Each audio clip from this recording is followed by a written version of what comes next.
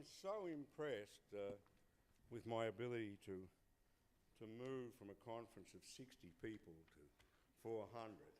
And I'm so impressed, I felt I wanted to tell you all. I just can't believe that somehow or other I managed to do this. And I only have one complaint, and that is that, and I blame Christian Dustman for this, everybody's telling me I talk too much. And I have no idea where this idea came from. But then it occurred to me, it must be Christian. Because I think I heard him say this last night, and so I'm sulking. And in response to my sulking, I've decided that I'm not going to introduce the speakers. Now, I've told them that it's not personal, it's between Christian and I, and between all those people here who I instructed to shake my hand, and instead of shaking my hand, told me that I talk too much. So I'm not doing this. Those of you most perceptive might be now looking at your watches and say he's gone on for at least 90 seconds and said nothing. So I'm not going to introduce them. And the reason I'm not going to introduce them is, A, because they're all known. I mean, there can't be a person in the room that doesn't know these people, right? Maybe not in a personal sense, but, you know, they're household names. Right? They're household names. So they're all known. The second thing which is important is that the topic, or the topics that we're discussing, are really important topics. And so the more time we have to discuss the topics, the better. The reason why the topics are important is twofold. One is they're having big effects, what we're discussing, on people's lives. And the other one, which I think is really important for our academics to realise, and I think we all sort of do, is that because a topic is important and because top people like this work on the topics, doesn't mean we know the answers. Right?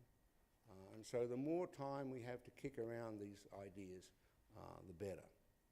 So the structure of the session is going to be Steve Machin, Thomas Lemieux, Swati Dhingra, and Yasuyuki Sawada.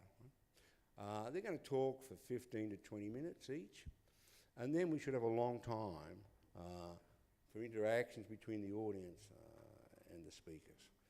So thank you very much for coming again, and I now turn to Steve Machin.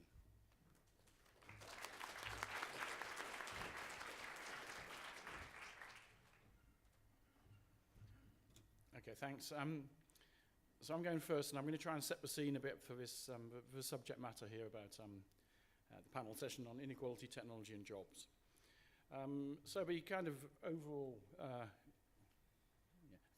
the kind of overall motivating, it's not very hard to motivate the discussion around that subject matter.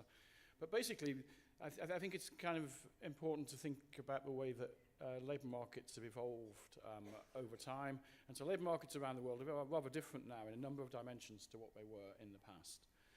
And there's been various reasons why the labour markets, contemporary labour markets, are different to what they used to be, including a non-mutually exclusive list here: shifts in the structure of skills, technological change, globalization, changes in the way in which work is organised, and all of these to varying degrees have contributed to the big shifts that have been observed in the way that labour markets operate now compared to how they used to in the past. And so these factors, which you might think broadly as some drivers of the way that labour markets have evolved, have affected the way in which wage trends have occurred. They've affected the way that the inequality of labour market outcomes has evolved through time. They've affected the way in which industrial relations operate, and they've affected the way in which work is, the nature of work. You might think about the composition of employment, or you might think about the way in which jobs are created and destroyed by various factors. And so this is the kind of motivation. So what I want to focus on is four aspects of this, one of which has become increasingly recognised, I think, certainly over the last 5 years or so, that real wage growth has slowed down or stagnated or actually fallen in some places over the last, I guess, 10 years. But this is sort of a relatively global phenomenon with some notable exceptions, which I'll talk about when I show some numbers. And then the second side of this I want to talk about is productivity and jobs, productivity and employment. And it's also true that worldwide productivity, certainly in advanced countries, productivity growth has become pretty sluggish in the recent past. And we might be interested in how this connects with what's going on in the labour market. And so the third area is exactly that. And I'll talk about this notion that wage growth has become decoupled from productivity growth in various places. So by decoupled, I mean that wages used to be very strongly linked to productivity. Wage growth used to be very strongly linked to productivity growth. But that seems to have shifted more recently, such that wage growth is not as fast as productivity growth, even though productivity growth is pretty sluggish. And so, of course, that has implications for the way in which national economic growth across the world is evolving. And then the last thing I'll talk about is changes in the balance of power between workers and firms, and whether that is actually a factor or is a consequence of what's going on with these general labour market trends. Okay, so I'll begin with the issue about real wage stagnation. I'll show you an international chart. I'll focus, for fairly obvious reasons, for some of my talk on the UK, because of course I know more about the UK than anywhere else, I think. But I'll also talk about comparisons with other countries as we kind of go through. Okay, so this is a chart taken from the OECD about, and this is real wage growth, average real wage growth across 26 countries between 2008 and 2015. So this is cumulative growth. So if you look at the y-axis, you can actually see that over 8 years, this isn't actually very strong, really. You can see some people are getting up to about 10 or 12% on the optimistic end, but some people are doing very, very badly on the left-hand end. Greece, which we know a lot about, and the UK is particularly bad, coming 25th out of 26 in the international league table, if you like. But actually, if you annualize those numbers, actually you can see that real wage growth is not particularly strong in anywhere, really. It's less than 2% a year since 2008. And of course, we've been in a downturn, a persistent downturn for that period, but it's still pretty weedy if you kind of look at these things. And actually, if you do look at the countries on the right-hand side, which are the ones that are doing better, most of them have something, some feature that makes them a bit special as compared to other countries. And I know some of the speakers afterwards will focus upon this, particularly Tom. You can see that Canada is doing relatively well up there. You can see Germany is doing relatively well up there. Poland was the only EU country that didn't go into recession formally. That's up there. And then you can see these other countries doing very badly. I've already noted the UK down there. The US is not doing very well. If you look where that is, that's about 8th from the bottom or something. And so you can see actually this is a pattern of very, very weak wage growth. Although you might want to make a few observations about this, one of which is the ones that are doing better. The countries that seem to be doing better have something special about them. So Australia is about halfway in there, actually. Well, it's towards the top, and of course the mining boom in Australia has kept wages up. Although I think in the last couple of years it was slowed down, and that's why they've probably dropped down a bit. I think if you went to 2013, they'd be right near the top of this. And so the mining boom, driven by demand from China, of course, has kept wages stronger here than in other places. But the general picture is of pretty poor wage growth. Certainly if you benchmark to what happened before 2008. So I can show you the case of the UK here. And the UK is a very striking example of actually was doing rather well, or reasonably well in international terms. And so, of course, you might think that this downward tick here is reflecting that. So you can see the chart on the left here shows you median, I hope they're big enough, these, median real wage growth in the UK over a much longer time period, 1980 to 2016. You can see that fall in real wages that occurs at the end, which I showed you on the previous chart. The different lines are just using different price indices. We've got better price indices more recently, rather than just using the bog standard CPI without housing. And we've got one called CPIH, which has housing costs in. But you can see it doesn't make any difference to the real wage pattern, really. So basically in the UK, you saw relatively, and when I go to a chart in a couple of slides, you'll see actually this looks quite good compared to some other countries. over the same time period. So basically, between about 1980 and the early 2000s, real wage growth was about 2% a year. Then when you get to the early 2000s, and actually before 2008, before the worldwide downturn, real wages start slowing a little bit, and then they kind of go off a cliff from 2008 onwards, and have pretty much stayed off a cliff since then. You can see that there's a little tick up at the end, but this only goes to 2016. If you actually extend to 2017, there's an event that occurred in the UK where prices went up a lot after, which was Brexit, and actually real wages are falling again now in the UK, and not because of nominal wages, but because of the price inflation going up. So there's been a big hike up in price inflation. Price inflation was basically zero in round about the time of the EU referendum. It's now about 3%, and so now we've got falling real wages again. There's two more charts here. I don't really want to focus on them too much, but this has actually been a period in the UK where inequality has not gone up. The people who've done the best, and this has a little bit of a clue about wage setting processes, which we might come back to a little bit later on. So if somebody was paid the national minimum wage through the whole period, their wage growth would have actually been positive. You can see that line in the middle, the line that goes up to about 1.05, so a 5% increase because it's indexed to 1 in 2008, is if you were a minimum wage worker over this time period. And of course that's because we have a situation where a low pay commission sets wages, and they look at inflation and they give people above inflation pay increases. And so actually low wage workers have done a bit better, and that's dragged the 10th percentile up with it.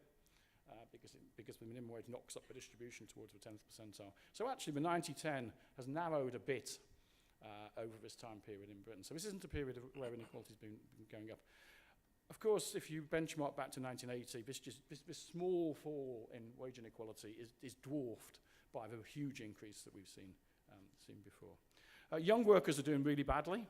So the final chart shows you that there's differences across different groups of workers. So young workers had a double whammy in this time period because, as with all recessions, their unemployment probability went up, but their real wages also got really hit very badly, as you can see from that chart. Something else that's occurred in the UK, so I just want to narrow in a little bit with better data where we have monthly data showing annual increases here, and splitting out the W and the P into the nominal wage growth and the price inflation.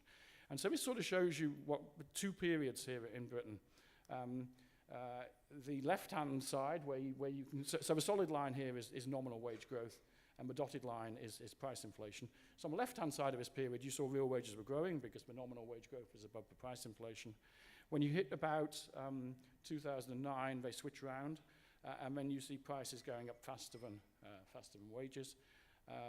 And then when you get to the end, this goes up to 2017, so you can see actually this post-Brexit increase in the prices going up from zero, so we've actually got falling real wages again. Now there's another interesting thing about this, that if you look at the nominal wage patterns, we seem to have got to, nominal wages are not moving very much here over the last, there's eight years I guess there, where nominal wage growth is basically about 2%, and it looks like we've kind of hit a new norm, which is a lower norm of nominal wages than were there before. And it's pretty stubborn at 2% a year. And anything that drives real wages is actually prices shifting. And basically, even though economic conditions have been getting better, nominal wages have not been going up, which is a very worrying thing. And so we might want to think about how that's going on. And of course, you might think that that's underpinning what's going on in terms of the international chart that I showed before. Okay. Now, the UK, as I said before, over the last 30 years, has actually done relatively well compared to some other places. So here's America and Germany. So the left-hand chart is the male median wage between 1980 and 2017, calculated from the CPS. And it's dead flat. It's really flat. There's no wage growth. There's been no wage growth at the median. No real wage growth at the median for men. It's a little bit better for women. There's a little bit of an increase, but not very much. And so, of course, if you look around that, if you look around what's going on around it, you get a massive fanning out where real wages are falling very much at the bottom and they're growing very rapidly at the top. The right-hand chart is a little less well-known, I think. Well, I think it's becoming much more well-known, especially since Christian has highlighted it in various papers, including his very nice Journal of Economic Perspectives paper. about why Germany's done quite well on various dimensions. But actually, median wages have not been growing. The middle line there is the median. Median wages have not been growing in real terms in Germany since the mid-1990s.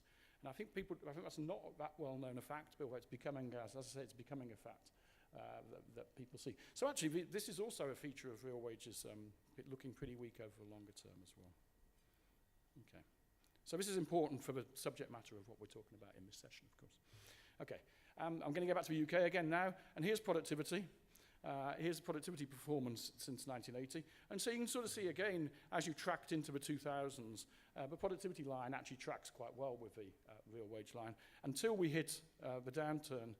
And actually, productivity has been really sluggish since then. So that dotted line is the trend that's predicting from up. If you take the trend up to 2000, between 1980 and 2007, and just carry it on. That's what trend productivity would have been. Productivity is about 17% below that trend and not improving very much at all. So of course, this is part of the reason why the real wage performance has been really weak. Employment, on the other hand, perhaps not surprisingly in part, but when you start digging a bit deeper, it's not quite so obvious. In part because real wages have been very, very moderate. Real wages have been falling. And so actually this has been pretty good for employment and unemployment.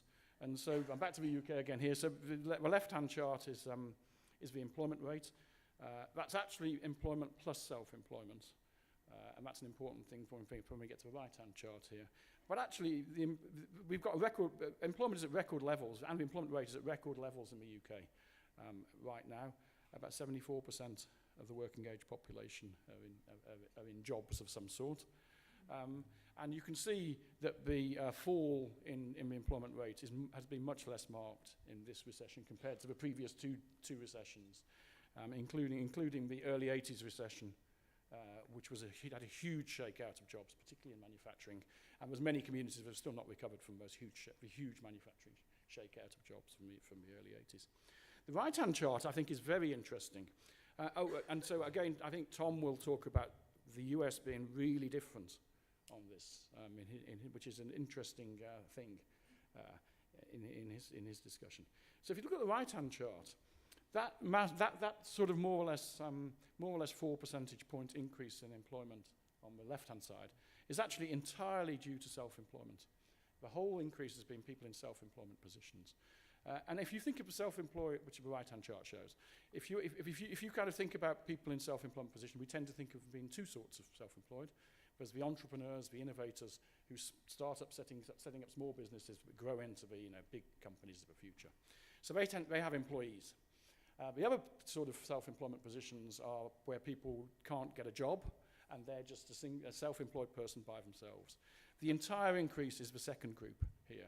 It's not the first group, which is the slightly falling line at the bottom. So the bottom line is self-employed with workers, and the middle line is the self-employed by themselves without workers. So all of the job creation here has been people in self-employment positions. Quite a few of whom are doing gig economy jobs, which I'll come to in a little while as well. Okay. So one interesting thing, I've only read this recently, but so David Orter's done something very interesting with the Clems data here. And he's looked at productivity growth in different sectors and looked at productivity growth and employment growth in different sectors. So the left-hand chart here shows you across 19 countries. This is pulled from Clems. From 1970 to 2010 or something. And so the left-hand chart shows you the sectors where productivity has been fastest. And actually, if you could look at the right-hand side, the sectors where productivity growth has been fastest are the ones that are growing less in terms of employment. So, of course, this has contributed to the sluggish nature of productivity growth in the aggregate, because it's not, the manufacturing line there, manufacturing productivity has been the fastest, and actually we know manufacturing is shrinking in lots of places, for example. So actually, there's an important compositional change that's going on in terms of employment here, but actually which is contributing to sluggish productivity worldwide. And we might be interested, and I think when we get to the discussions about globalization in Swati's talk, we might be interested in what's going on with these manufacturing jobs being left and what's driving that. And then causing an aggregate fall in productivity, and productivity to be very sluggish across the advanced world. Okay, now if you want to bring the wages and the productivity together, This is for the UK and the US. There's also something interesting here, that actually even though productivity growth has been relatively sluggish, it's been faster than wage growth. And so people have termed this as wage growth as decoupled from productivity, because it used to be mapped for a long, long time. If you go back over centuries, there's a strong relationship between wage growth and productivity growth, which has gone away in the last 10 or so years, 15 years maybe, in certain places. And so this chart shows you on the left-hand side, they're not quite the same because I haven't got the numbers for the US to hand. But the left-hand side here shows you four growth rates. The top line is productivity. The second line down is total compensation growth. The third line down is average wages. So the total compensation has the non-wage benefits in it. And the fourth line down is median wages. And you can see there's a wedge that's opened up between productivity and all of these over time. So there's three important wedges there. The first one is the difference between productivity growth and compensation growth. So total compensation is growing slower than productivity, and that's actually falling labour share, which I'll come to in a minute. The next gap is between compensation growth and wage growth, and so that's opened up as well. And in the UK setting, so that tells you that non-wage compensation has been growing faster than wage compensation, and so in the UK, that's pensions. And if you think about who gets the most generous pensions, it's higher paid workers. So there's a feature of inequality in that. The third wedge there is the gap between the average wage and the median wage. And so we know that what happens if wages are growing at the top end of a distribution, it pulls the average up. And so this is inequality, wage inequality at the bottom. So decoupling's been caused because of wage inequality and non-wage inequality going up. It's true in the US as well. The right-hand side shows you a decoupling of compensation from productivity. It's not pensions there. It's more likely to be health insurance, which again, richer workers get access to. Okay, so I've just said that here, so I don't need to say that, especially since Bob wants me to finish. So falling labour share, so labour share with some notable exceptions, so Britain being one of them, but that's because of the pensions. That's because of the non-wage compensation, keeping compensation quite close to productivity. Britain's very special in that sense, but we've still got some very generous pension schemes, many of which are being got rid of soon, right now, including universities' pension schemes. We've moved to a new system where we used to have generous pensions, not based on final salary anymore. And anyway, so lots of countries have got labour share falling, and that's because compensation is not growing as fast as productivity across the whole world. So there's this great paper in the QJ about the global fall of the labour share and some of the causes for that, for why that might be going on. Okay. I've got a couple more observations I wanted to make. I don't know whether people can see this. So something else that's happened over time. So this fits in a little bit with what David Carr was talking about yesterday, although we don't have as good data as David was talking about, where he's got match worker firm data. But it seems like if you think that the insider power, when the sort of regressions, I don't need to talk about because David spoke about them yesterday. If you run regressions of wages on some measure of insider bargaining power, either revenue per worker or profits per worker, as in this case, that seems to have come down over time. So workers are getting less of a share. This is almost stating the decoupling thing in a different way. So this is the top 300 firms in the UK from between 1980. It's the top 300 firms every year in the UK. So you've got different firms coming in and out. And so it's a big sample of firms. It's the biggest firms quoted on the stock market here. So the UK's top 300 firms every year, and people who come in and out, the top 300 are in there. And so basically, I don't know whether you can see it, but basically the rent sharing parameter here, the coefficient on profits per worker in wage equations halves over the two time periods we've got here, just splitting it into two. Same thing is true in the US. If you look at the NBER's, the manufacturing industry database between 1963 and 2011, split it into two periods, the rent sharing parameter falls down massively. So this is again just illustrating this disconnect between wage growth and productivity growth. The last observation I want to make is this paper by David Orta, Larry Katz, John Van Reen, there's a whole bunch of people on it. And so they make quite an interesting observation that labour share seems to be falling more where market concentration's going up, so where product market power is increasing. So this dovetails very well with what David was talking about in his keynote talk yesterday. They also make an additional observation, but labour share seems especially low in the new big companies dominating the US stock market. The new technology companies, Facebook, Apple, Amazon, and so on. And it's not because wages are low. Actually, they pay their workers, Google, they pay their workers quite a lot. But because they've got such astronomically high profits and stock market valuations, labour share is really small in these firms, and because they're exercising lots of market power in where they are. So I think there's another issue, of course, is with these big corporations about transfer pricing and shifting profits abroad. I don't know whether Swati can talk about what she might do, which is a feature of global patterns going on, global value chains and so on, being quite important. And then the other technology dimension of this is the rise of the gig economy type jobs. Many of these jobs having very poor prospects of career progression. Lots of the jobs created in the UK are these sorts of gig economy jobs where it doesn't look like there's very good prospects for career progression in future, and presumably, if there isn't, less prospects of wage growth in future. And so it seems to me that getting policy right on this and thinking about what the new forms of technology that are coming into the labour market, and making sure that the next generation of children coming through into the labour market from school and the adults whose skills have become obsolescent actually have skills that are complementary with these new technologies is extremely important. So let me end on this.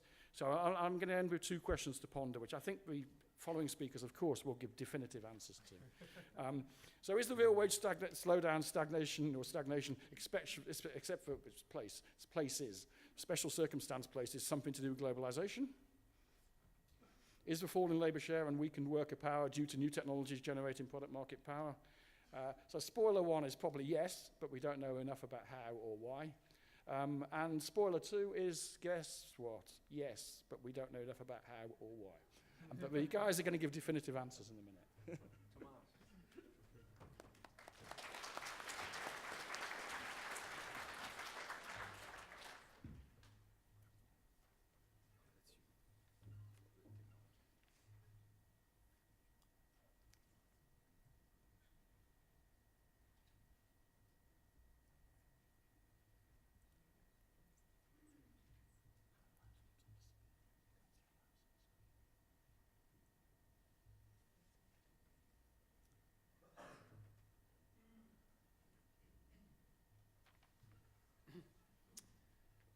All right. Well, now that Steve has set the stage for the rest of the panel, I'm actually going to focus a little more explicitly on the North American situation, which, as you probably all know, that's just a code word for saying that I'm going to talk about Canada and not only the United States, but it's actually going to come a little later on. And I think actually the Canada versus US case is that's an interesting one to discuss, especially here in Australia, because there's actually some commonalities between Canada and Australia, the role of the resource sector, the queen on our money, etc., etc. Okay, so let's get started. And the first thing I want to do is to pick up on something that Steve talked about, that was actually focused on the case of the UK. But I think an important part of the big picture about the theme of this session is what's happening to employment generally. And also another theme, the session about technology and jobs. There's lots of doom and gloom about that. What's the future of work? Is there going to be jobs in the future? And I think lots of the doom and gloom, Americans are usually very optimistic people, but there's lots of doom and gloom coming from sort of the border these days. And actually, when you look at the numbers about employment, you can understand why. But what I want to point out is that there's something a little unusual and quite different from what's happening in other countries in the US. So let me actually show these some of these numbers. So, okay, I'm just looking at prime age workers, 25-54. There's actually lots of action happening after age 54. The participation rates have been increasing a lot in many countries. I'm just focusing on prime age right now, and you see the blue line here is actually the female participation rates from 2000 to 2016 in the US. And what you see is that essentially female participation rate in the US was among the highest. That's G7 plus Australia and New Zealand, a customized figure for this conference. And you see by the end of 2016, the participation rate is the lowest except for Italy. And actually Canada is the red line there. There's actually a big divergence. It's less important for men, but it's, I don't have great insights about this, but you know, I think when people think about jobs and everything, it's important to realize the US situation is quite different. And this is not just participation rate. If you literally look at employment, the employment population ratio, in that case, actually the US, that's women here, used to be the highest employment rate back in 2000, and now it's the second lowest after Italy. And the story for men is quite similar. Of course, now the scale is all shifted up, and it's actually a little narrower. And you have Japan now on top. Actually, I should have mentioned in the previous graph something that's quite interesting. You know, Japan was the second to last in the early 2000s. And you see around 2012, it actually crossed over, so now female participation in Japan is higher than the US. The line on top here, that's for men, you know, in Japan. So you see the trends are, there's a little bit of a decline for men, but you see again for the US, the blue line, it's actually declining much more. And actually by the end of the period, the other country the US is with, it's actually Italy. For Italy, we know what pretty much the story is. In 2000, they adopted the Dutch mark as their currency, and doesn't look like it works so well. But the US actually has not been doing much better.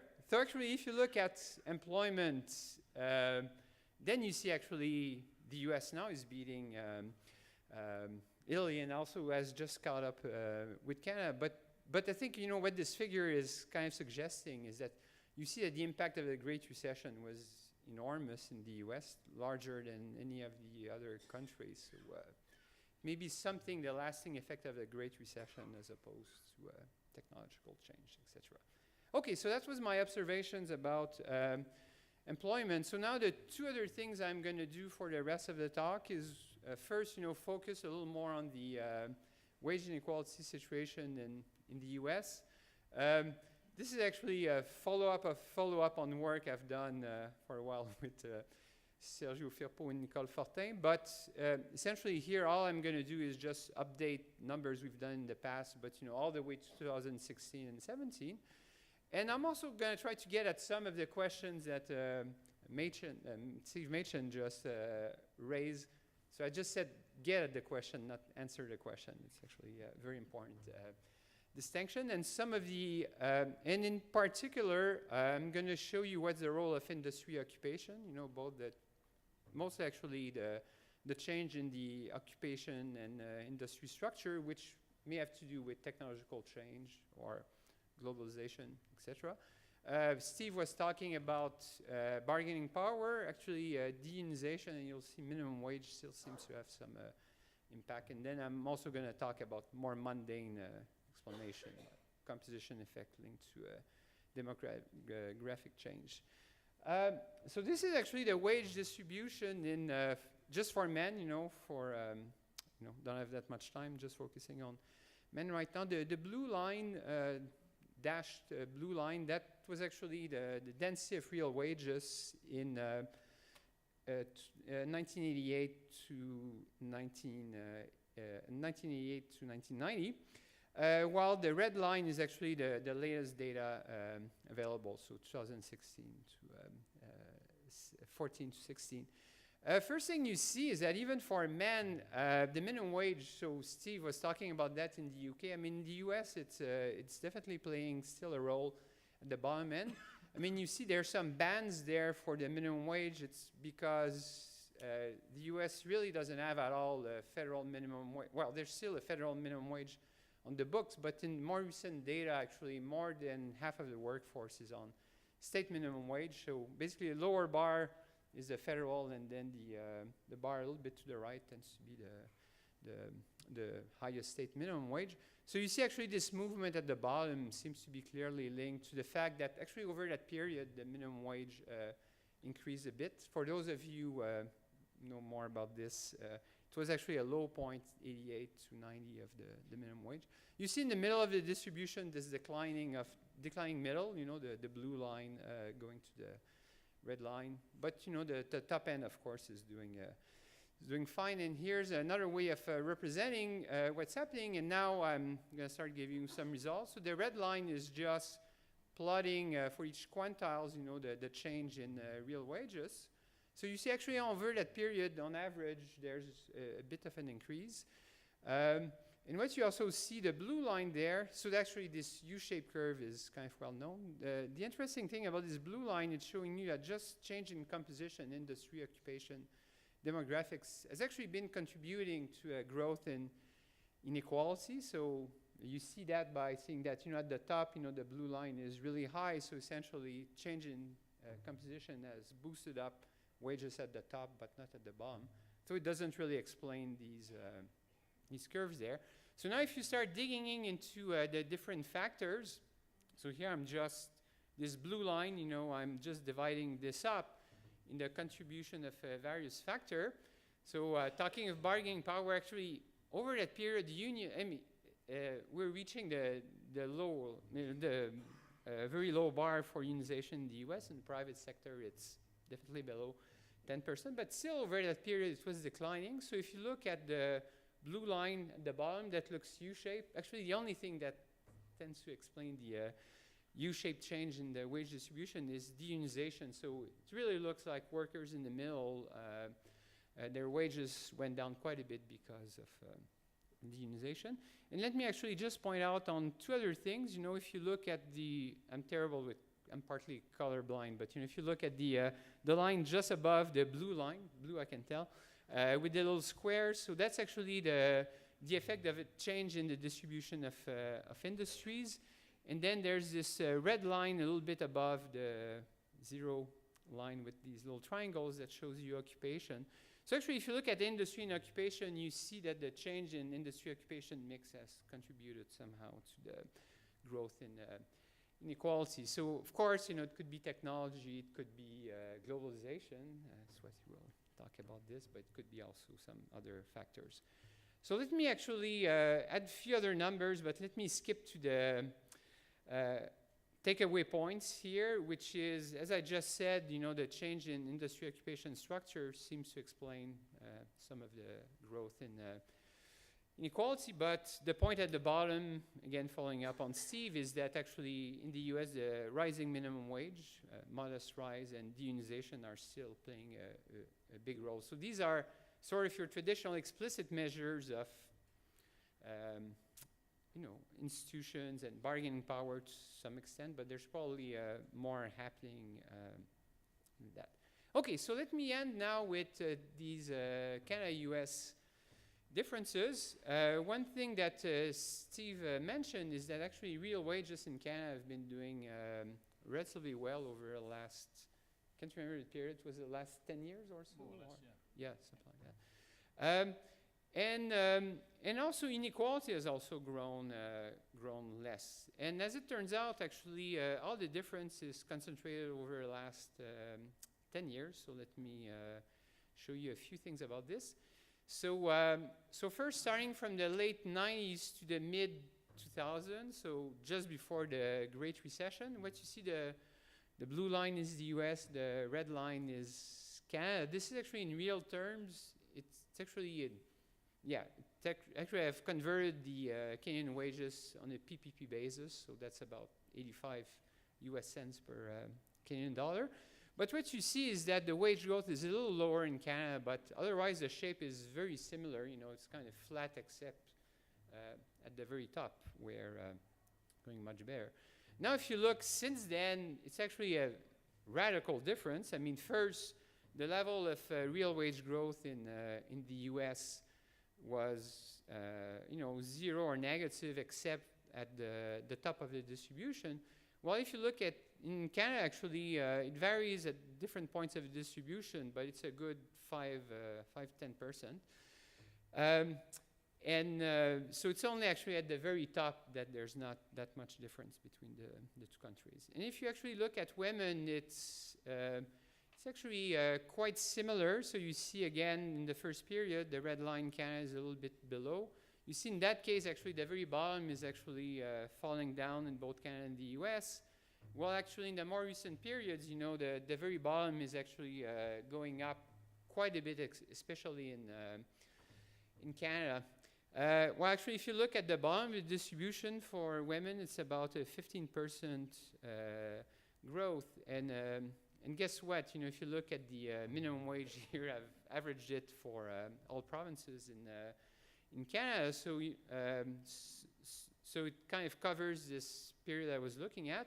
And if you look at the second part of the period from, well, let's say 2006 in the middle to the end there, you see there's actually a big growth in the minimum wage in real terms in Canada from a little less than $9 to about $11. So it's a 15-20% increase in the minimum wage. So actually for the bottom end of the distribution, I've done some work with Nicole Fortin on this, and that seems to be actually a big explanatory factor. And actually in the US too, the minimum wage actually increased a bit in that period.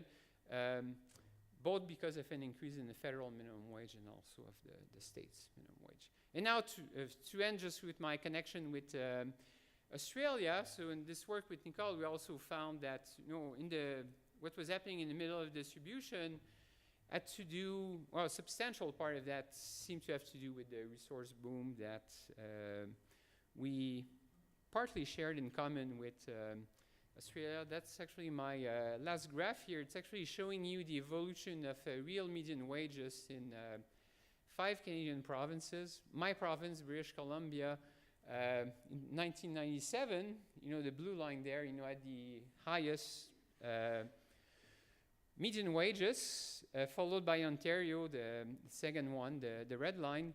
And actually, neither British Columbia nor Ontario depend that much on the resource sector. Many people think BC does depend on the resource sector, but the latest numbers, now the government is getting actually way more revenue from property transfer taxes, especially with foreigners buying property in BC, than it gets from royalties for mining, gas, and wood all combined.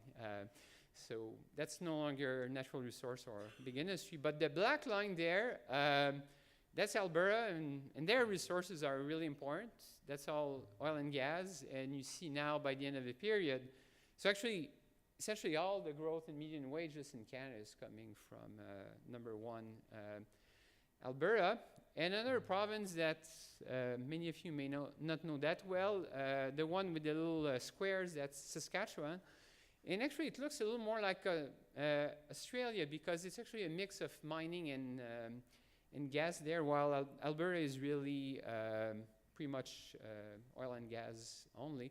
And actually, you see by the end of this period, actually, Saskatchewan, the median wages have caught up with BC and Ontario, while the gap in the early period was something like 20 or 30%.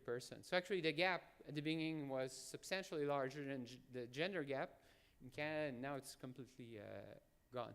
So anyway, so it's just to say that, of course, there's a big picture things, technology, etc., globalization, but, you know, for reasonably big countries like, well, it's all relative for like Canada and Australia, there's certainly other factors that seem to be playing a huge role too. On that note, yeah, thanks.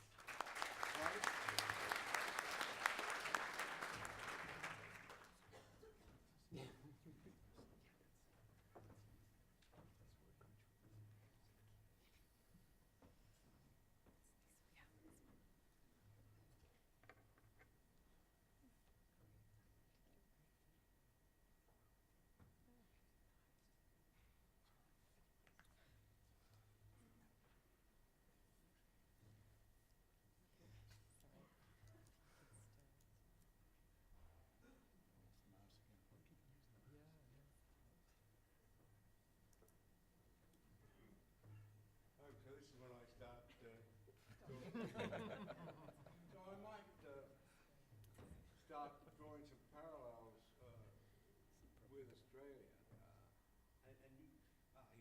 You can imagine they're very, very similar. The mining boom here has been very, very big, but it seems to have spread across our states to a degree to which we hadn't expected. So while you can see the mining states doing well, everybody else seems to have clawed their way up also. Swati. I'm just going to explain. I can't get it to move. Should I just start? Yeah, you start. Okay. Otherwise, Bob will keep. No, you start. So you might be wondering, what am I doing at this conference? I've asked myself that question too. That I'm probably the only non-labor economist here, and what I'm going to talk about is globalization and how that should have been probably in the headline of the title as well. Okay. So I'm going to start talking about first what we know in terms of, from the international economics literature, what's the impact of globalization on labor market outcomes. And then after that, I'm going to essentially move straight away into what that means for policy design and what is it that we don't know. And a lot of it is going to be based on the CEP, which is the center which Steve is head of, how we all got involved in the Brexit debate. And these are the lessons coming largely from there about what we know and what we don't know. Is that? Okay. You can't trust them. Oh, yeah, they're done. Oh, wow. Okay. Okay. So here's, I think, the picture which summarizes what trade economists think of when they think of what the impact of globalization on all of these things is: inequality, technology, growth in general. So this is essentially from the Canada-US Free Trade Agreement, which came into being in 1989, and by 1991 is when you start seeing the responses at the firm level as well as at the aggregate trade level. So if you look at the top panel, those are the really highly impacted industries. On the x-axis is the years from 1991 onwards, and on the y-axis is the percentage change as a result of the FTA.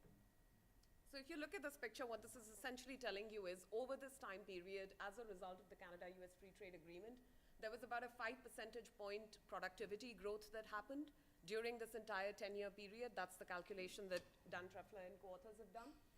The second thing you'll see is that at the same time, what you also see is about a 5 percentage point increase in unemployment, basically loss in the manufacturing jobs that were there in these sectors, in these various industries. And I think this is essentially what most trade people would tell you, that yes, globalization is going to create churn as well as at the same time give you technological growth. So it's essentially giving you both of these factors together, and which is why what we need to worry about is how to do this kind of redistribution. I'm going to sort of flag 3 things related to it. A lot of the focus has been on these manufacturing jobs, but what new work that Dan Treffler is doing is also shown is that if you look at sort of the rise of China and India, a lot of these impacts you're seeing in the services industries as well. So that's sort of point 1. The second point is that what we've learned a lot from labor economists as trade people is that yes, doing these kinds of redistribution policies, which are then going to take this technological growth, redistribute it to the workers, those policies are extremely difficult to implement. And if anything, if you want to sort of worry about what policies to put in place, the presumption of all of these policies is that within-country distribution will take care of everything, because ultimately what you expect to gain is on aggregate positive. So there are positive gains from trade to be had, and therefore when you redistribute, everything takes care of itself. But what we know is that doing that redistribution is hard. So what I want to point out is that even if you believe that everything was really induced by globalization, all of the manufacturing job loss that happened as a result of the China shock, that if that was really a big story, even the people who think that import competition mattered think that it's about 20% of the whole story. So at the end of the day, even if you were to think of within-country redistribution, there are many other factors like technological change, all of these other things which policies would have to take care of. It can't be just something which is globalization specific. So which is what is going to take me to the next point, which I think hasn't been appreciated. A lot of the focus has been on these kinds of job displacement policy type issues. What it hasn't sort of taken into account is that what trade people would tell you would also be, and I should say that most trade economists have also forgotten this sort of insight. What Paul Samuelson wrote in his article was that the reason you might see US inequality increased so much was because of the China shock, and that within country redistribution is just not going to be enough for that, because as technology keeps evolving, as other economic changes take place, the gains from trade are not going to be positive on both sides of the border.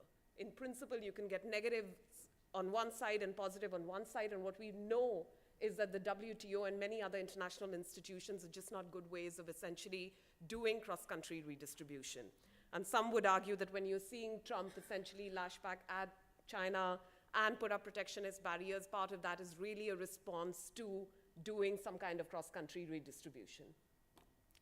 So this is going to take me to sort of the next point. If we do want to think about how all of these various factors matter for policy, what we need to think of is very, very different from what we're used to thinking about. Typically, trade has worked has always had this sort of presumption that we're talking about manufacturing, their trade costs, their tariffs. We can measure those extremely well.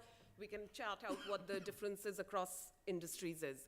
But that's not what trade is about anymore. Modern trade is about global value chains. You're exporting, importing all at the same time. You're also seeing a lot of increase in services exports, most of it which we can't even measure, largely because it shows up both in the foreign investment statistics, which means you're talking about looking at the balance sheets of these big global firms, and we don't understand where profits are booked. So that's the sort of second problem. The third thing we need to worry about is that modern trade barriers are just not like tariffs anymore. Most of it really has to do with non-tariff barriers, and we haven't even sort of started thinking about how we're going to put those things in our models.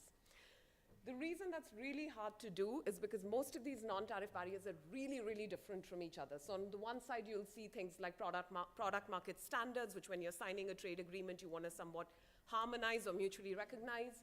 The second thing you might see as well, there are also state-owned enterprises that exist. Where do those figure in terms of changing competition, changing how different firms compete with each other? And we just don't know how to put all of these various factors in some sort of neat way of thinking about them, and which is why a lot of the work that's been done in this area up till now is very piecemeal, looking at maybe one regulation and then trying to say something. So let me go on to saying why that's really important, and that's where I'm going to sort of talk a little bit about what our experience was in the Brexit debate. So this is a summary of what we ended up saying when the debate was happening, and broadly what the conclusion was that, well, if you take any kind of standard state-of-the-art trade model, you can put in trade data into it, you can feed in trade barrier numbers, and what that's going to essentially spit out is going to be some kind of prediction about what's going to be the change in trade as a result of these trade barriers, and what's going to be the change in incomes as a result of these barriers. So our conclusion was that if you were to think of Brexit as being either some kind of soft Brexit scenario, hard Brexit scenario, what that's going to do is it's going to reduce incomes because it's going to increase trade barriers. That's going to feed into lower trade. That then is going to have an effect on the living standards in the UK. And broadly speaking, our numbers were, and that's where you should be a bit sort of shocked, the range was 1% to 10%. So that seems insanely huge. But that's precisely why the reasons I started with, that modern trade is not about goods going across borders, they're not about tariff barriers, that's precisely the reason the range is big. So one issue was we don't have very good services trade data. So everything was based on much more aggregate numbers, just 31 sectors, while typically when trade people work with goods data, they're working with 5,000 different kinds of products. So that's the level of granularity we typically have, which for services trade and for investment, we just don't. The second problem is that the regulations, the rules that are going to change, all of that, how do you put all of that information together? How do you measure it? How do you then put it into the model? All of those things we just haven't really started thinking about. And which is why, once again, the numbers we used for non-tariff barriers were things like, well, firms were surveyed at some point, asking them how hard it was to ship goods abroad, to do business across borders, and those are the sort of rankings we're using to give these numbers. The problem with that is that just does not give you that level of granularity that you can see, that you can say, here's what the policy is doing, here's what the policy isn't doing. So we can talk more about the Brexit debate in the discussion, but I'm going to end now with saying that there's another big issue which is coming up, which is we haven't really the fact that we haven't incorporated these different kinds of the way that trade has changed, the way the nature of trade has changed, and trade barriers. The fact that we haven't incorporated those in is going to be a massive issue in the future. So if you want to look at, this is typically how trade people would look at what the impact of trade agreements is on trade. So on the left-hand side is bilateral trade between two countries, I and J at time t, the log of that. And on the right-hand side is, the first dummy is just saying, do you have a trade agreement or not? We don't have much finer data than that quite often. Typically, when you're doing it at the industry level, you can put in tariff barriers there. And in fact, when we do put in tariff rates in here, you kill the entire effective trade agreement. It's just going to show up in the tariff level. So which means you should probably interpret this number as saying the trade agreement is just picking up tariff reductions, while the other clauses, and that's what's happening, 37% of trade agreements already have services and investment clauses. But more importantly, they're not just sort of, they're not just about market liberalization. These are clauses which have very, very particular implications about what the relationship between firms and workers is, which is something which Steve mentioned a little bit in the beginning.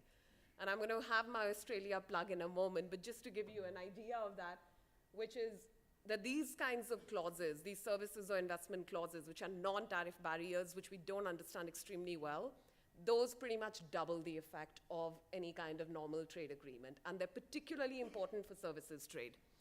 So, which is why in the future, this is really where we're going to have to be able to think about it. And what's happened up till now is that because we're not thinking about it, we're not having this conversation between, say, trade, labor, IO, the policymakers are the ones who are essentially making these decisions about what are the regulations, rules, as well as protections which should go into trade agreements. And one example of that is the investment state dispute settlement system, which from what I understand is that Australia is about the only country that's managed to get away from it and to tell the US that they shouldn't be giving investment protections to big businesses, and instead the domestic court system should be the one adjudicating on all these matters. So that's where I'll stop. And the basic point is that we need to have a conversation, and you need to have more trade economists come here.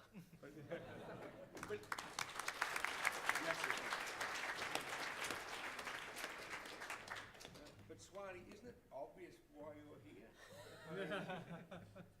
Not only the clarity, but the trade-labour market overlap is going to be really big, from our perspective too, right? I mean, because we're getting more and more integrated into China. Trade is really a big thing, more and more integrated with foreign students.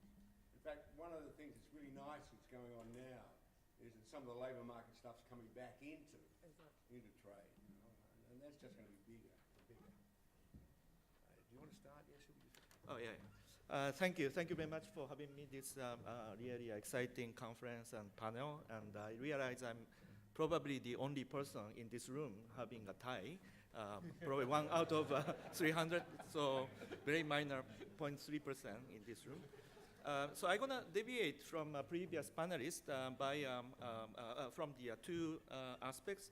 Number one, I'm gonna start talking about inequality, overall inequality by showing descriptive figures.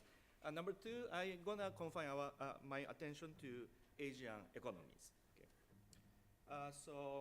So I'm gonna give you a very simple framework how to grasp inequality in picture, and then I'm gonna divide my inequality discussion into within country inequality and cross-country inequality. And then towards the end, I'm gonna link inequality picture with some technology or labor-related issues.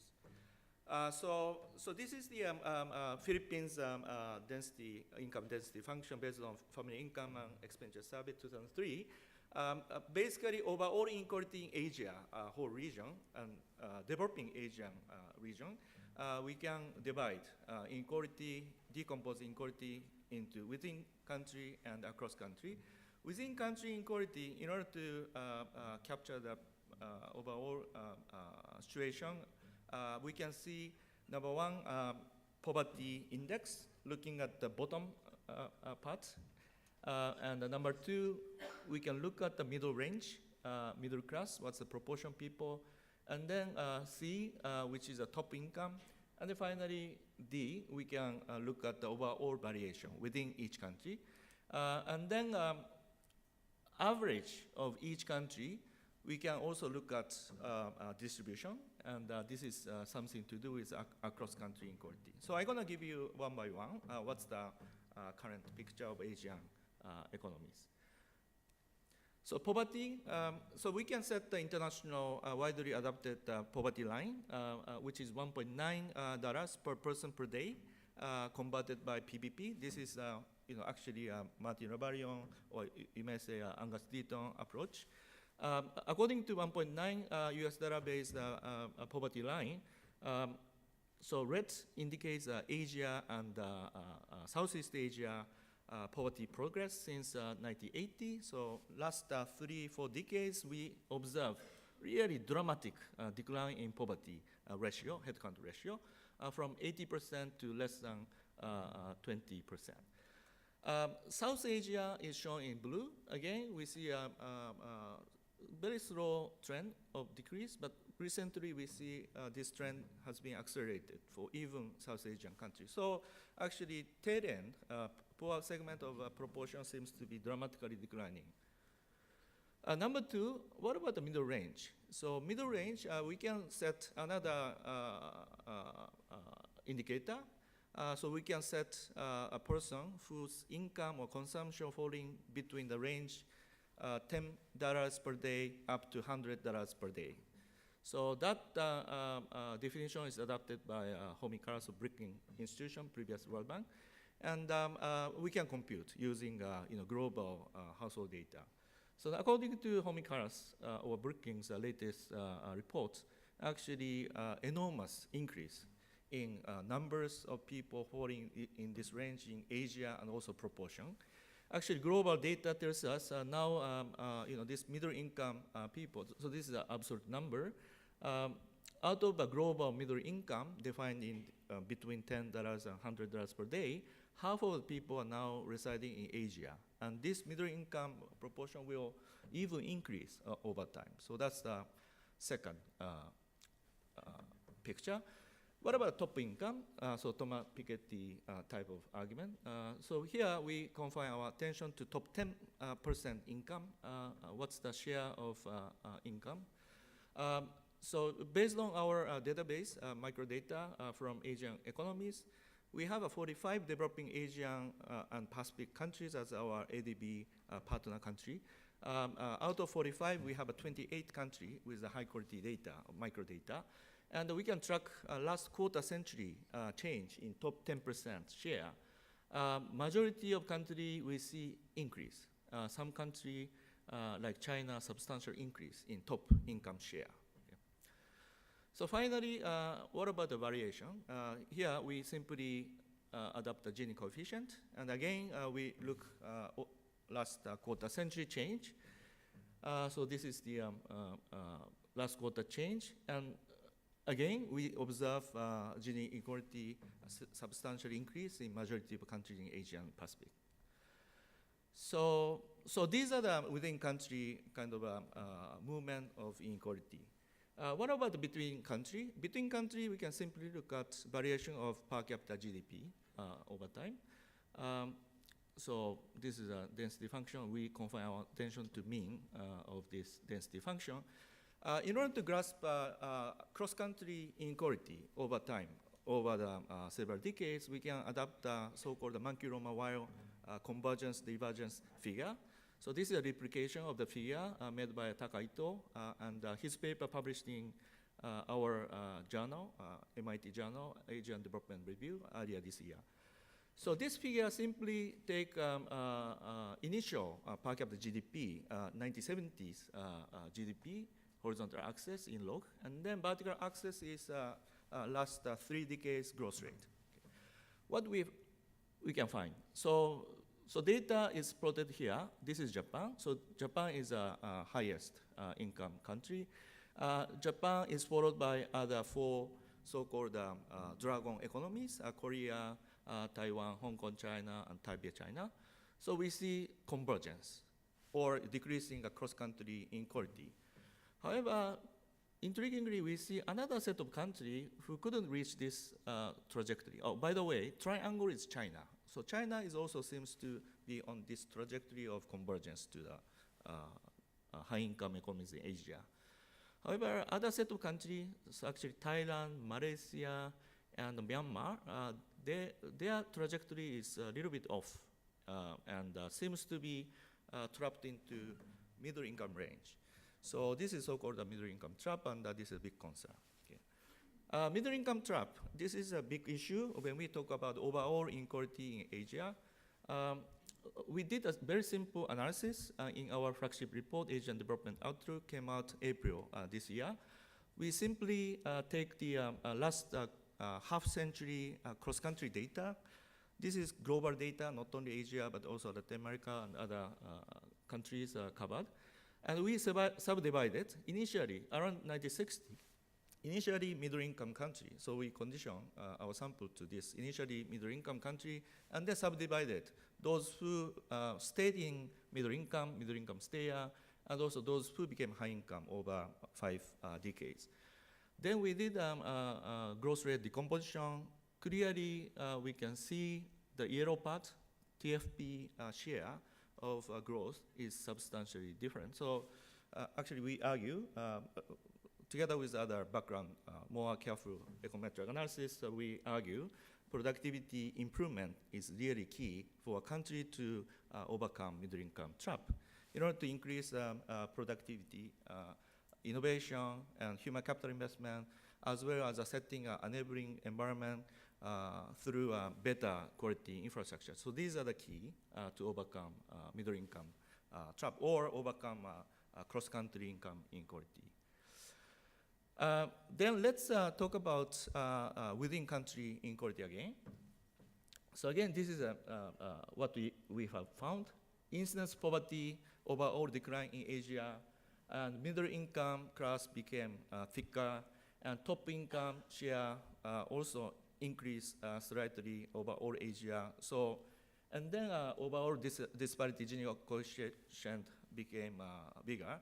So income distribution basically in many Asian countries shifted towards a higher income overall. So lower end proportion, poor proportion poverty index declined substantially. However, in this process, distribution became slightly flatter and also especially stretched towards the high income.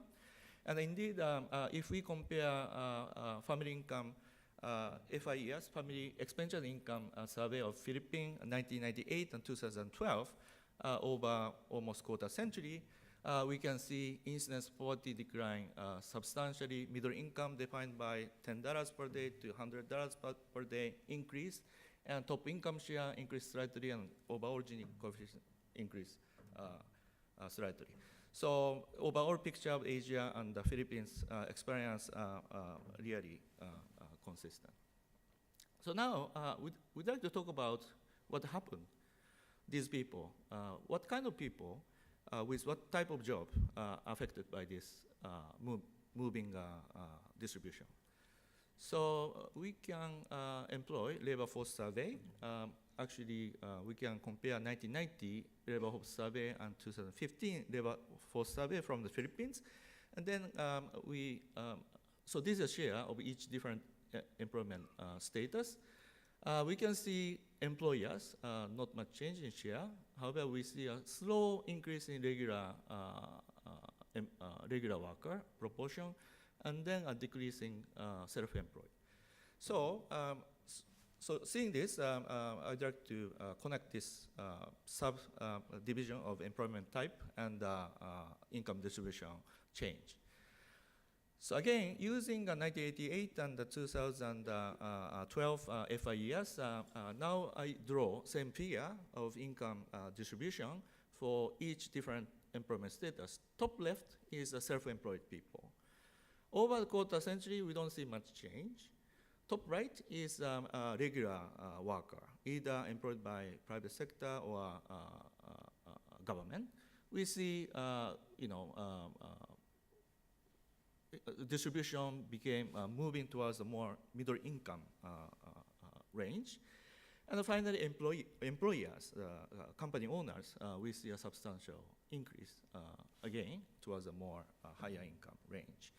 So if we take income growth reflects a broader impact of technology, arrival of new technology, and capital deepening, management improvement, and also engagement in international trade, etc., etc.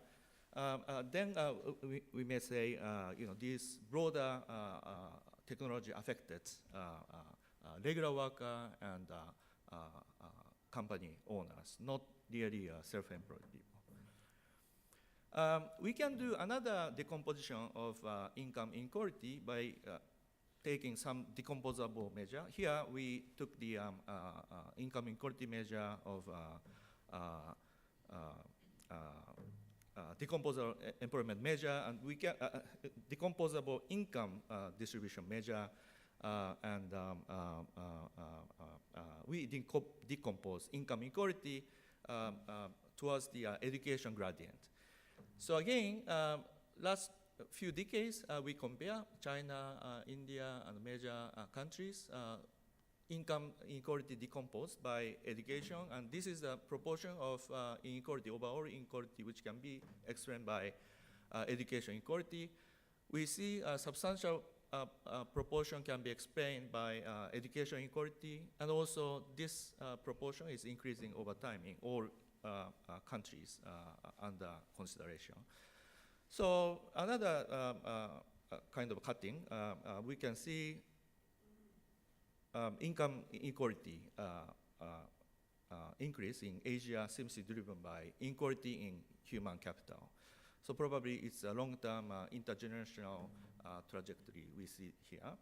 And human capital and technology are basically complementary. So, and confounding. So probably from this picture, we can make sort of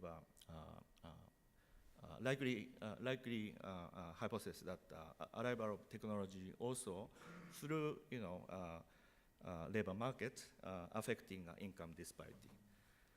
Another gradient we can decompose overall income inequality by rural urban disparity, and the proportion of inequality explained by rural urban inequality is quite substantial, especially in China.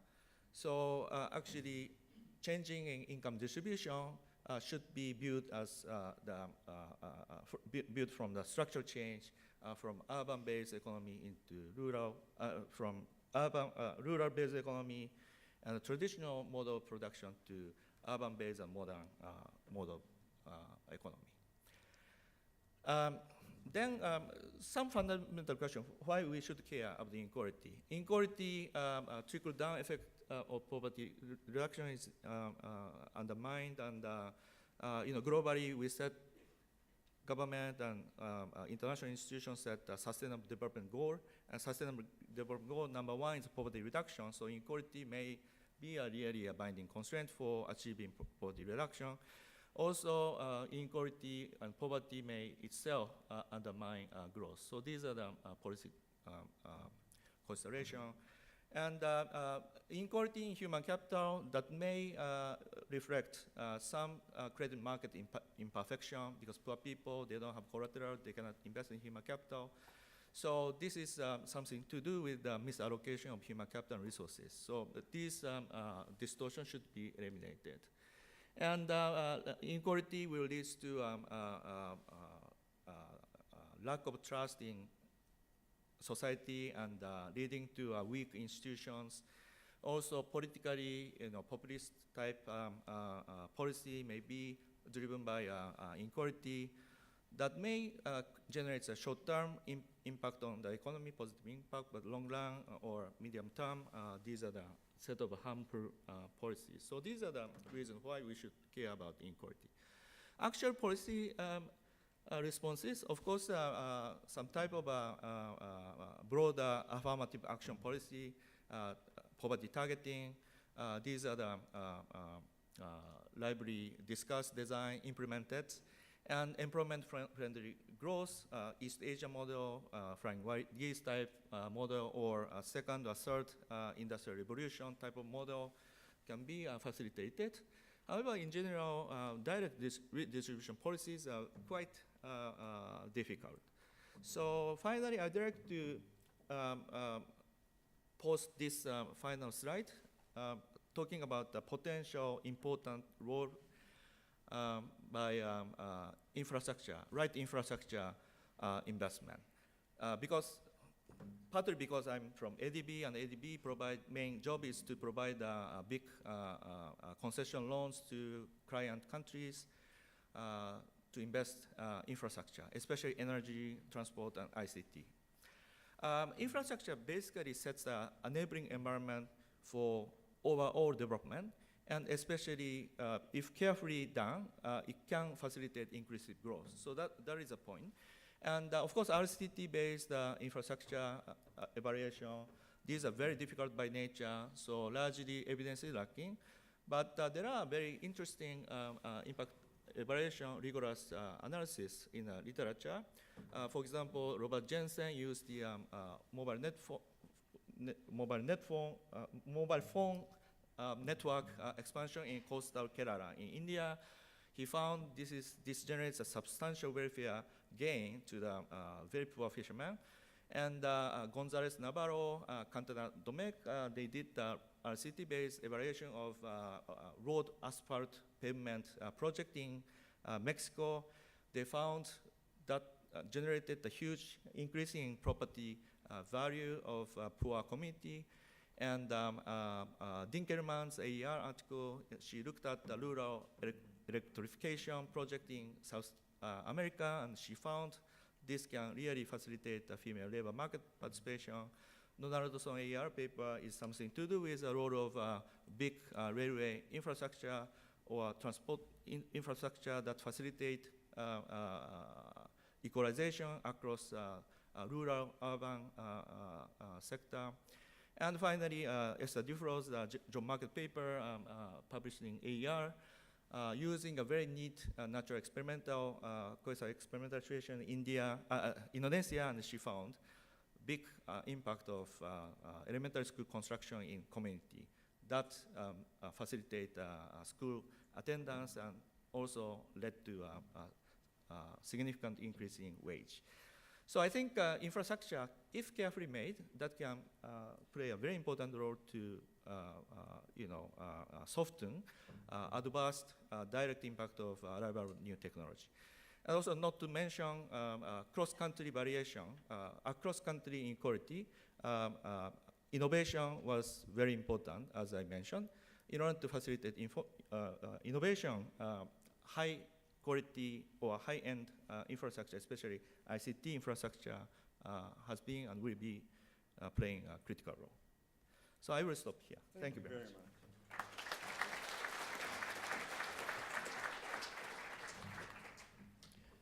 So we'll now move to a general discussion from the panel.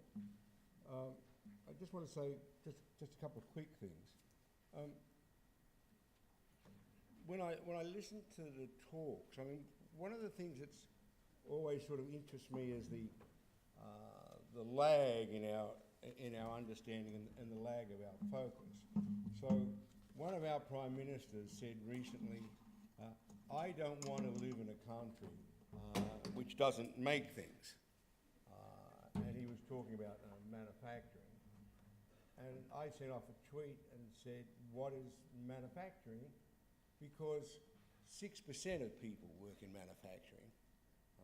And so any person looking ahead basically can sort of say, forget about manufacturing, let's think about services. And yet if you think about what labour economics do by and large, services don't loom large, but they popped up everywhere in the panel, right? Swati talked about services and trade. Steve talked about all the growth being self-employed, and I'm sure that's not self-employed manufacturing. The wage share was not discussed in the normal way we used to think about it, with trade unions in manufacturing versus the employers, but he starts talking about services.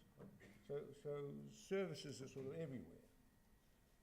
The second thing which I think really struck me a lot is that, and Swati made this point very, very strongly, and it's implicit in a lot of this stuff, when she says, oh, you know, we get income gains through various technology, but we don't compensate people very well. We have to work on transfers. Well, I know a lot about transfers, and let me tell you, our policy, which I guess is the same as most countries, is to reduce transfers. Right? Our policy is to reduce the level of transfers per person.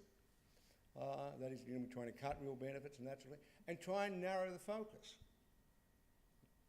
And so you get a tension here between, a lot of the discussion that's going on. We need transfers, but I'm sure if you go to the UK, my guess is they're making transfers harder to get. Right? So this is sort of political imbalance. Now, why are transfers being harder to get? They're partly being driven by labour markets. That is, there are more people wanting transfers, but they're also being driven by taxation and budgets and macro. And so I think one of the things we have to do is not only bring in the trade, but we've got to bring more macro stuff in, right? And I just want to make one final point, in case you might have missed it, but you can sort of see it lying under a lot of this discussion, is there seems to be two big events in the last decade and a half, the GFC and 2000, the year 2000. And I don't know whether you picked it up, but increasingly people are saying things like certain things happened in the year 2000.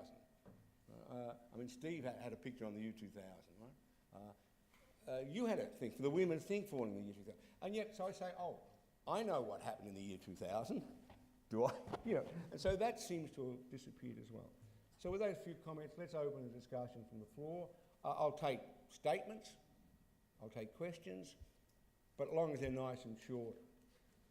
And you can address to an individual panel member or the group. Thank you. Yes, Mark. Thanks, Bob.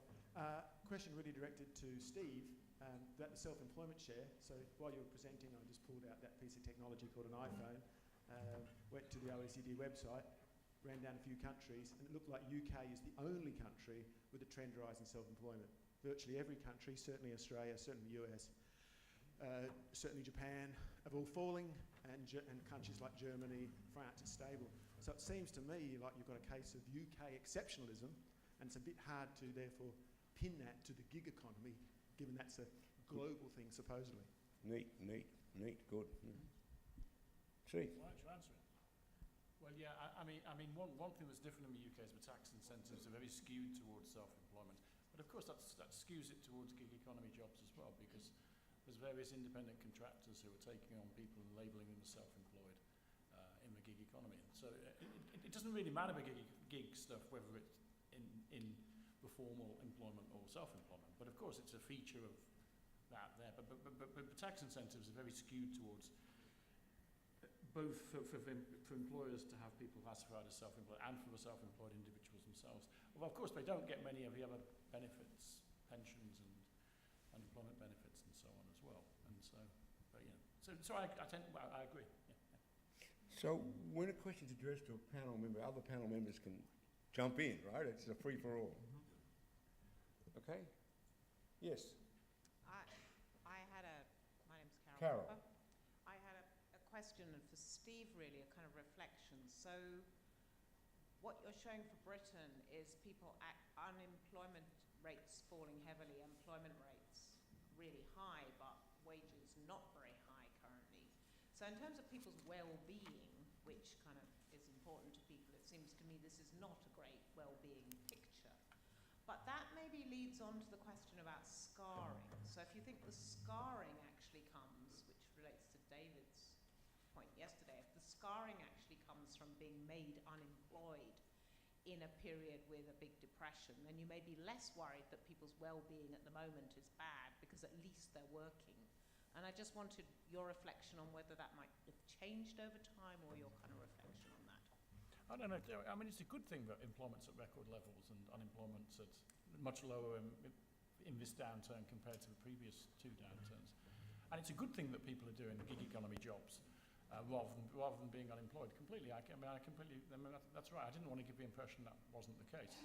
What I wanted to say was that the changing composition of work and the fact we've got to the record employment levels is driven by those factors, the rise in self-employment, and a substantive proportion of them are in these sorts of new sorts of digital jobs. I guess I was going to push back a bit on that.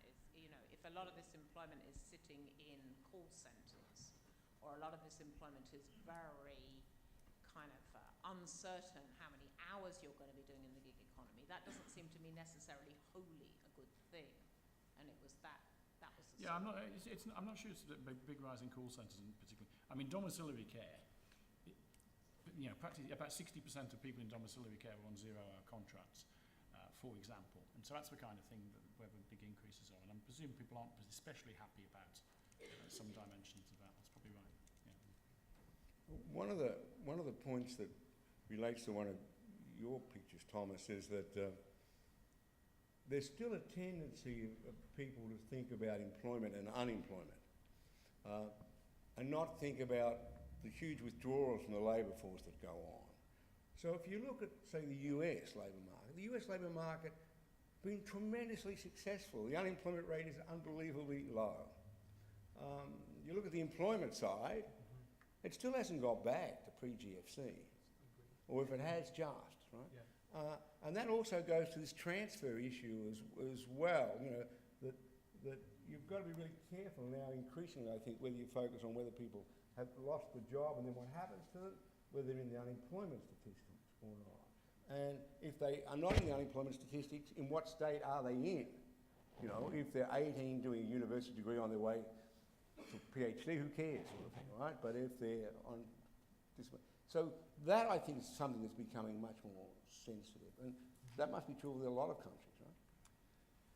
Yeah, maybe one thing I could say about this and connect that actually to the previous question. I mean, it looks like the scarring, and connecting that also with David's presentation yesterday seems to be quite important. In the US, there's actually a nice study by Danny Yagan at Berkeley that shows that, if you were in a region that was hit really badly during the Great Recession, so let's say in Arizona or Las Vegas, where there was a complete collapse of the construction industry, the drop in employment was as big as in Spain, during the Great Recession. I mean, you see that even today, the probability that these people who were there at the time are employed has actually dropped down substantially. So we already knew that losing your job is bad. David had these graphs, that you have a lasting impact, but it looks like for the employment and participation that there's also long-lasting consequences of very big shocks. Can I ask you another question that's sort of related to that, and that is that I sort of grew up with a sort of Detroit image, which I sort of describe as the factory closes, the city's ruined forever, that is all of the Midlands in Britain, you lose the jobs, it lasts forever. Is the world changing in any respect, or have I described it wrong? For example, not only do we need to worry about, say, the transfers, but if an area is going to be depressed for a long, long time, the transfers don't really fix the problem. Right? They make it a little better, but they don't really fix. So the trade stuff in the US, which you're describing, really emphasises areas, and I just wonder whether that's going to be more and more important in the future, and what we might do about that. Steve, Swati? Come on, Swati. I don't know what you're doing here, Swati. You must answer a question. So it's true. I mean, people have looked at what happened to local public budgets as well, and there you can see a drop. In terms of what would be the policy to do it, I think most trade economists would say, yes, transfer policies aren't going to fix it. There would have to be some sort of industrial policy or something else that comes into place. I think that's a much more controversial area in general. I think it's becoming fashionable again. Suddenly you start hearing latent comparative advantage and investing in industrial policy once again in trade circles, but that's very, very recent. And I think most people agree that that's the way to fix the problem. Yeah. Well, Lynn was going to come, who's big on industrial policy, and I'm sorry I missed that. But I think industrial policy is something that's a bad thing in labour economics by and large. And I think we need to think a little bit more about that. Question over here. Yeah, Janae Dixon from Victoria University. I just wanted to raise the role of the terms of trade and ask the panelists to comment, because I mean, when you think about the gap between the CPI and the wage, there's two things driving it, I believe. One is productivity, but the other is the terms of trade, because wages do obviously feed into, as a cost, they'll feed into domestic prices, but they won't feed into the price of imports. And so there you have another way to attribute the difference between the price levels and wages. I think it was kind of clear in that Australia and Canada both performed pretty well relatively on wages, and both had terms of trade spikes. And if you, well, I'm familiar with Australia anyway. If you track wages with terms of trade, they do move together. So from that point of view, wage movement is quite subject to external factors and perhaps a bit of luck. And then I thought at the distributional level, whether you might comment on the impact again of the terms of trade, because at least in Australia what we saw was that the terms of trade was driven by the mining boom, and the consequent high exchange rate was very bad for other trade exposed sectors such as manufacturing and agriculture, and I wondered if you might comment on the distributional impact of that. Can I do the first one? Yeah. So on that decoupling chart that I put up, if you actually do it was real consumer wages, of course, because it's deflated by CPI. If you do real producer wages, you get another wedge in there because they grow differentially as well because of terms of trade differences. And so it's clearly quite an important thing as well. But I think it's different across different countries as well. I mean, if you kind of think about it as a decomposition and you can say X% is due to each of those different wedges, I think you get different contributions from the terms of trade across different countries. Swati? Not really, actually, I don't. Terms of trade, from the ADB viewpoint, there are countries which really depend on primary resource exports.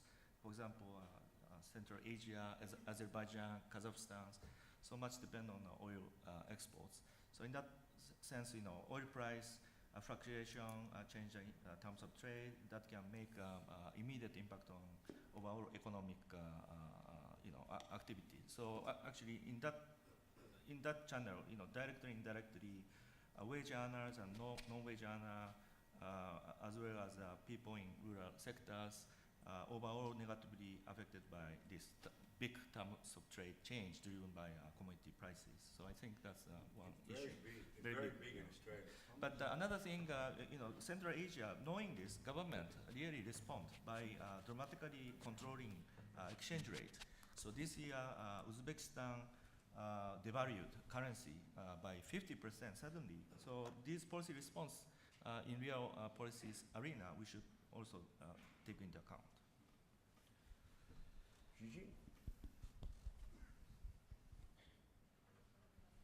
Oh, yeah, there we go. So I just wanted to ask a question that's related to what's come up with, I think, all four of you at some stage, which nobody's really talked about. And maybe this means we should invite a political economist to be on a similar panel next time.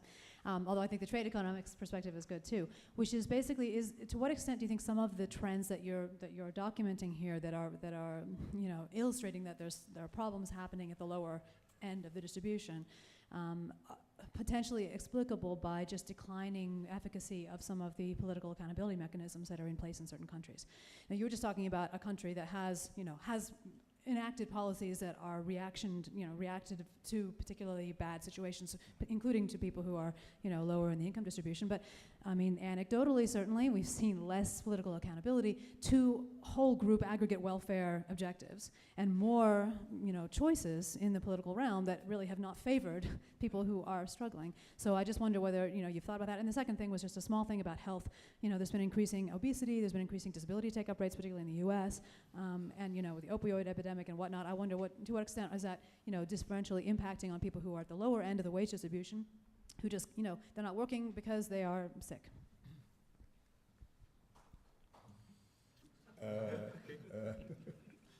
Anyone?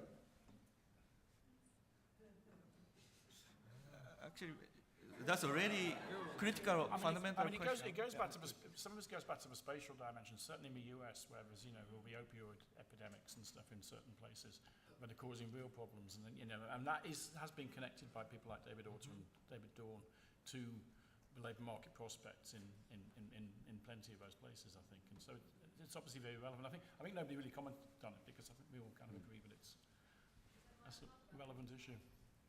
Well, because you said it. Actually, I can answer the political economy component of it. When people have looked at what the individual attitudes to trade policy are you in favor of free trade, are you not?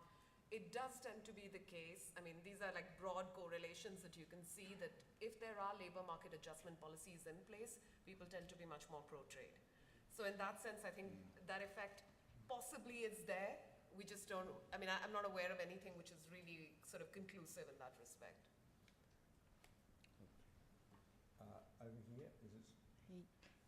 Maybe a question in the other direction is more like when I'm thinking about inequality and productivity, this link, like it comes to me that like seeing what happened in the recent elections, what we'd like to be able to say to the new governments to come is, do we have a solutions for that, right? To improve the situation at the lower end, and not only for the new generations that we are supposed to be training right now, but also for the generations who are already unemployed for years.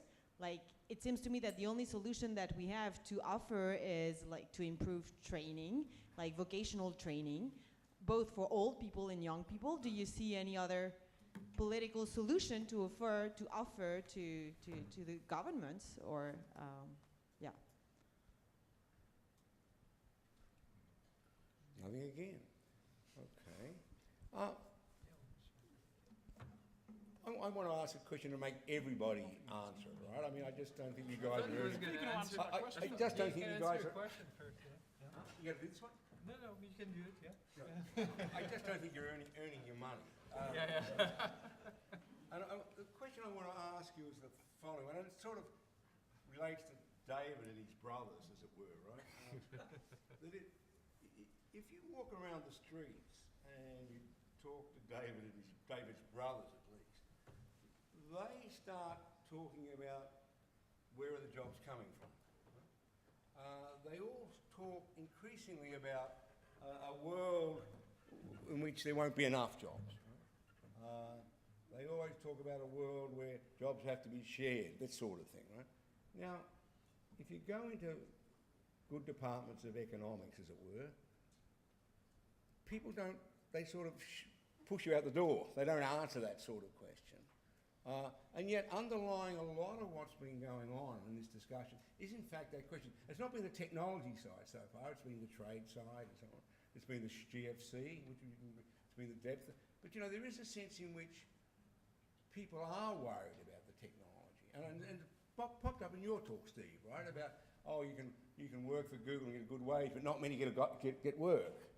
So, do you have anything sensible to say about, it can't be sensible, it's got to be conjecture, obviously, about is the world changing in that job technology sense, or can we just go on much the same, and there'll be changes in distribution here and there, but nothing dramatically different, or will things change a lot? Swati, I might go through this way as we come. Okay, I'm going to heavily speculate. I think it's a really, really difficult problem to solve, mainly because when you've got these big global firms, even if you were to try to do some kind of redistribution, it would have to be at the international level. And that is, we have had absolutely no success at the WTO ever since its inception in being able to do that. So I think it's a really, really hard question. So more of the same. Steve?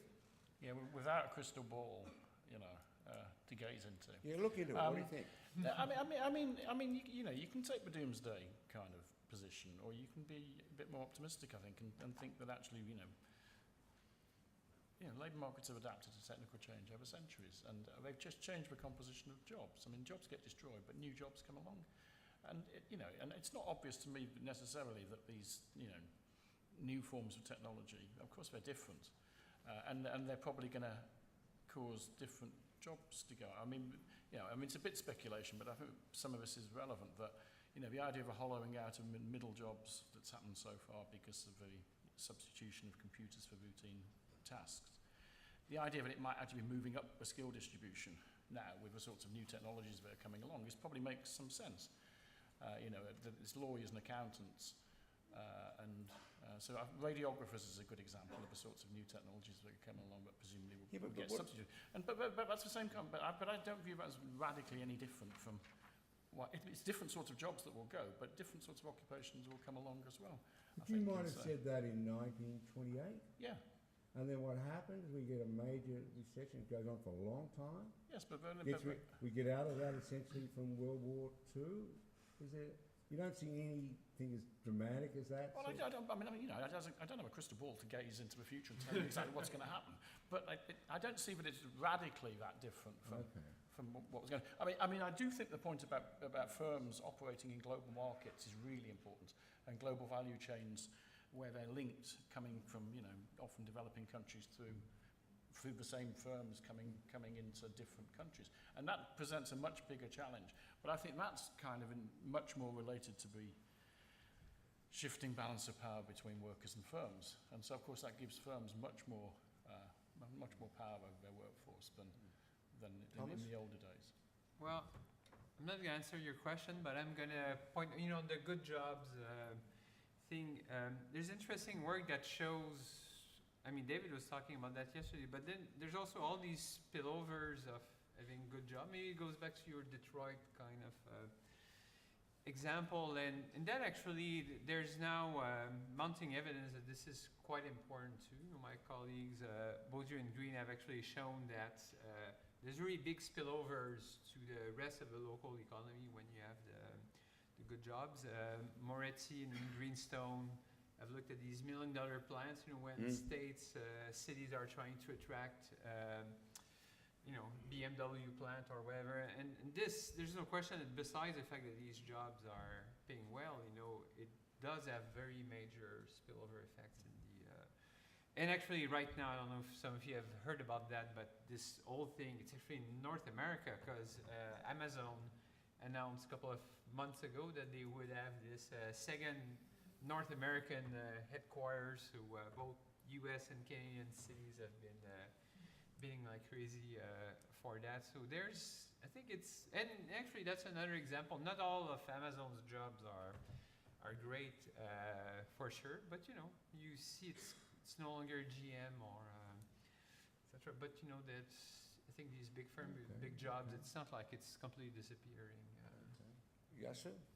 So we have an annual flagship report called Asian Development Outlook, and next year, April, main report will be on technology and jobs. So we are doing lots of different type of exercise, empirical exercise. One exercise I'd like to share is about the global value chain. We have a multi-country, multi-regional input-output table so that we can quantify and address what's the change in the global value chain. And now we are connecting this data with the labor force survey and population sensors to talk about impact of technology on job. We can use a 2005 and 2015 international IO table, and China number I'd like to share with you. So we can divide, because of the labor force survey link, we can subdivide analysis into routine type of job and non-routine type of job. Over the 10 years, 2005 and 2015, we see clearly China is gaining from global value chain in increasing employment in non-routine type job, while routine type job, China lost a lot because of this international transaction network. And I think this is seems to be nothing new. A country from the low income status, agriculture base, moving out of agriculture to non-agriculture, and climbing up on the industrial ladder. And I think this, what is happening in the last 10 years in China, it seems to be consistent with this, traditional view of flying wild geese or East Asia model. Although speed seems to be accelerated, and also arrival of a technology in service sector, as pointed by Swati.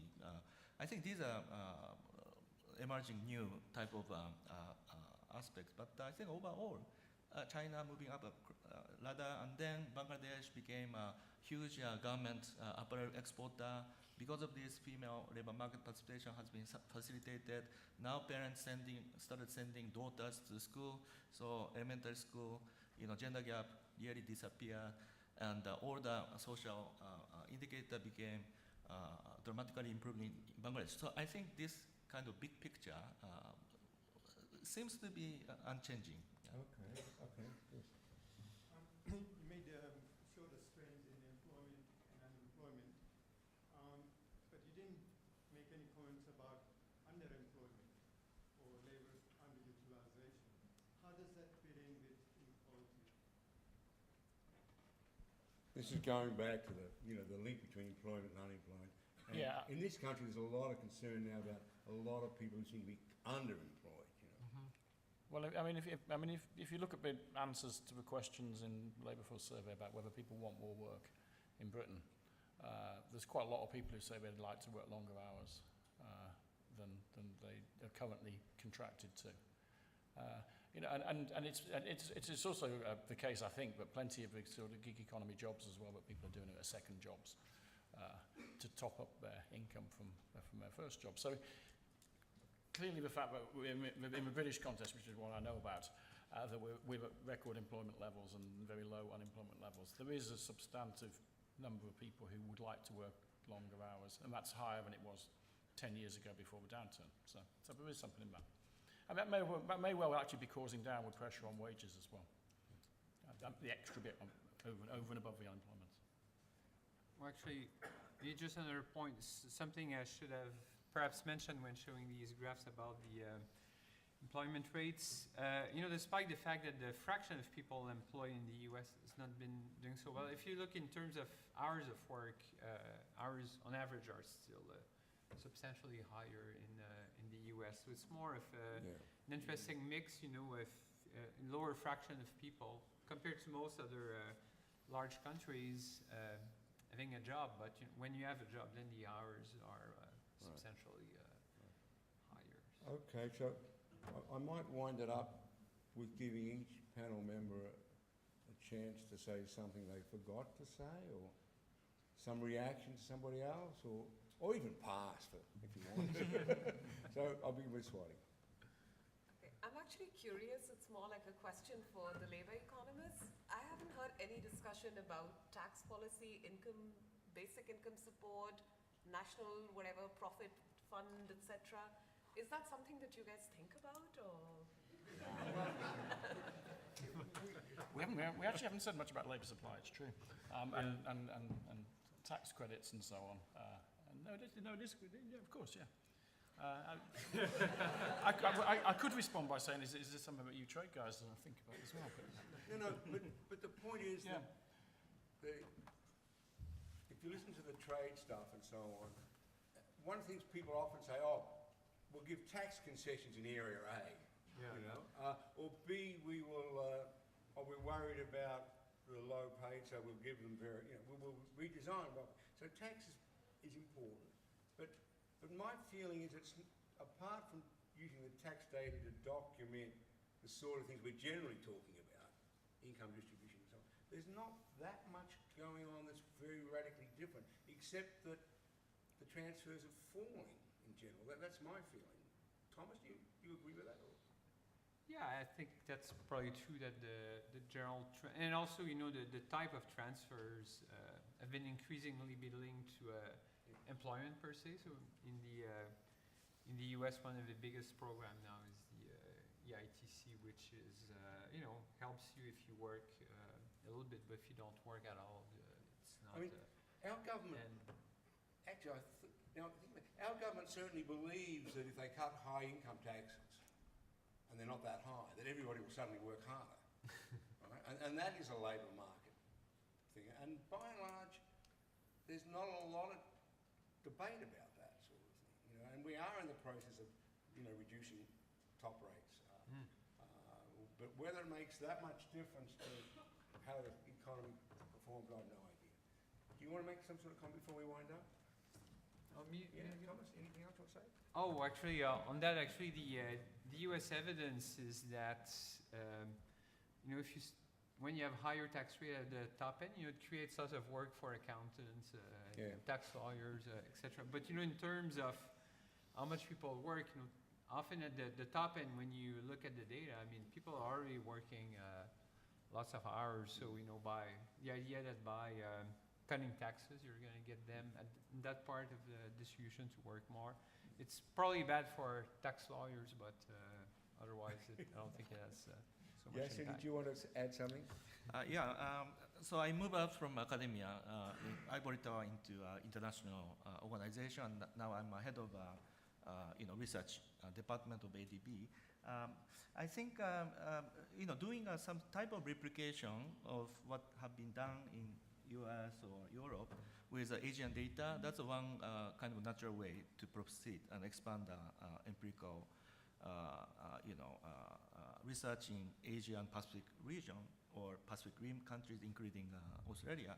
But also, I think there are some specific issues in Asia. For example, business process and outsourcing sector in India or Philippines, how these sectors are affected by arrival of new kind of AI or automation.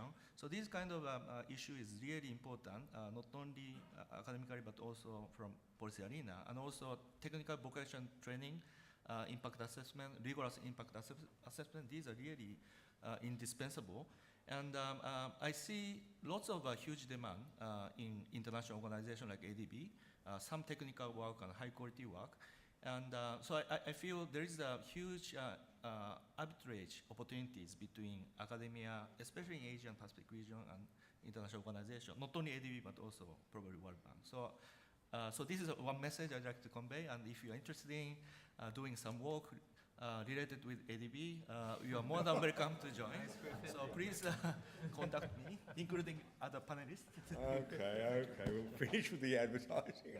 So I want you to thank the panel very much, please.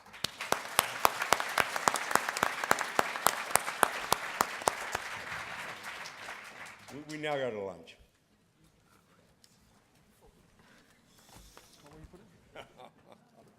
You were good.